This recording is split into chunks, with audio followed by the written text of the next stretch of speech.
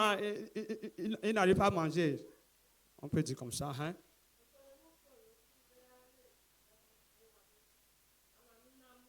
Et mon mari a dit qu'on les a enseignés à l'école que lorsque l'enfant ne mange pas, on ne va pas lui donner à téter.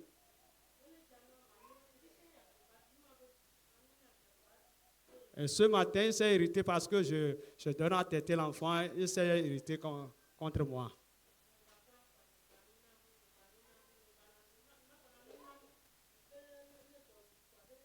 Que lorsque l'enfant sera affamé, il va commencer par manger. Mais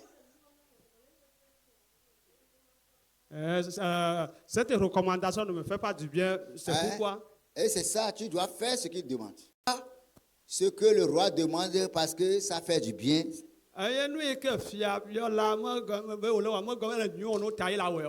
on le fait parce que le roi demande de le faire.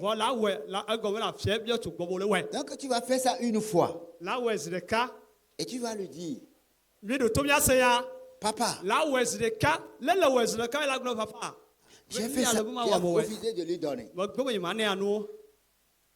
Avant même d'en arriver là,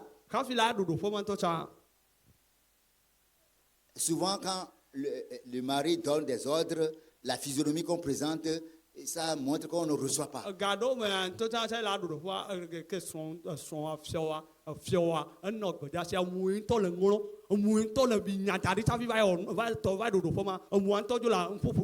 Donc quand c'est comme ça, même si on s'en va tenter et ça ne réussit pas, le mari va penser que c'est parce que tu avais refusé au commencement, tu n'as pas fait ça. Parce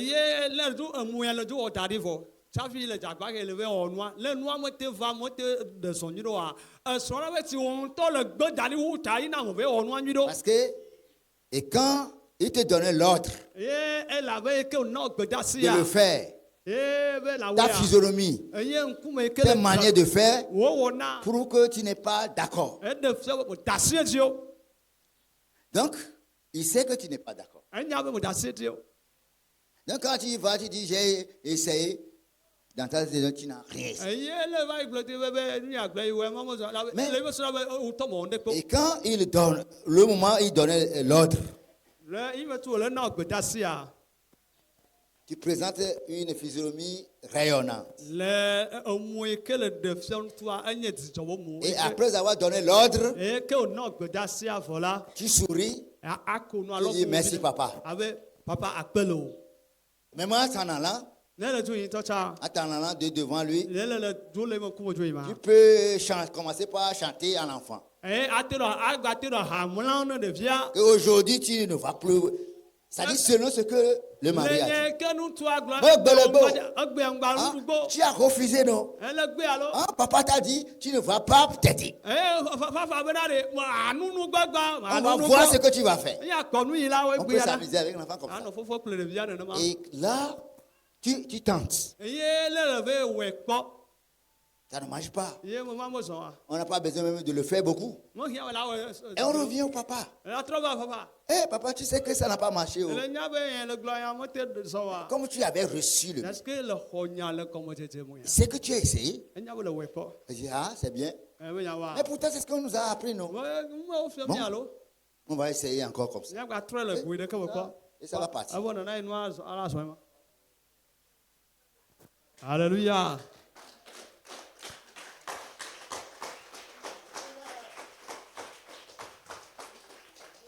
Amen. Amen. Et c'est ça la sagesse de la femme. Même parfois, certains maris, à cause de l'alcool, l'alcool a fait que leur raisonnement a diminué beaucoup. Et souvent, il n'y a pas un moment où l'alcool ne tourmente pas leur esprit.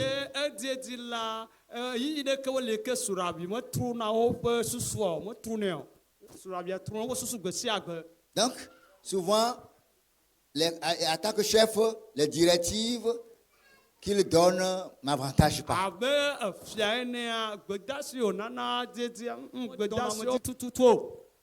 Donc, si la femme sait que ce que le mari dit là, si on fait ça, ça ne va pas aider. À cause de l'alcool qui a diminué son pourtant, la femme sage, au moment où le mari, le chef donne l'ordre, il doit recevoir avec joie, sourire, ce que le mari demande. Même si elle sait que ça ne va pas marcher. Devant le chef, devant le mari, elle doit montrer que vraiment, avec joie, j'ai reçu ça. Et quand elle s'en va, puisqu'elle sait que ça ne va pas marcher, ça va porter des problèmes. Elle ne va pas faire ça. Mais la manière elle a reçu le message de devant le roi, le mari, lui, c'est sûr qu'elle va, comme elle a aimé ça comme ça, elle va pratiquer. Elle s'en va, elle ne pratique pas. Et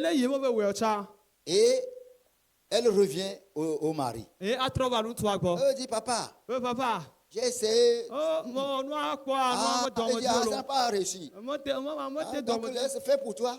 Mais c'est là, quand le mari donne l'ordre, les comportements, la physionomie, ça montre qu'on n'est pas, la femme n'est pas d'accord. Quand elle ne va pas appliquer, moi, je sais que le mari dit, moi, mais je sais que tu ne vas pas appliquer. Le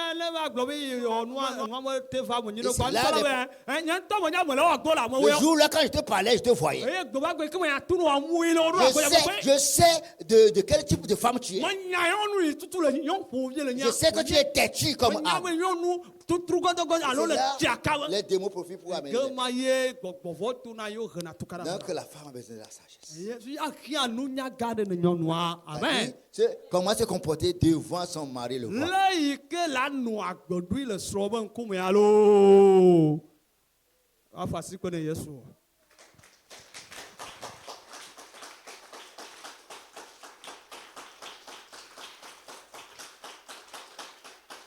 Amen. C'est bien. Le Seigneur nous garde. On doit courir tout à l'heure aller voir les frères de secours qui se plaignent.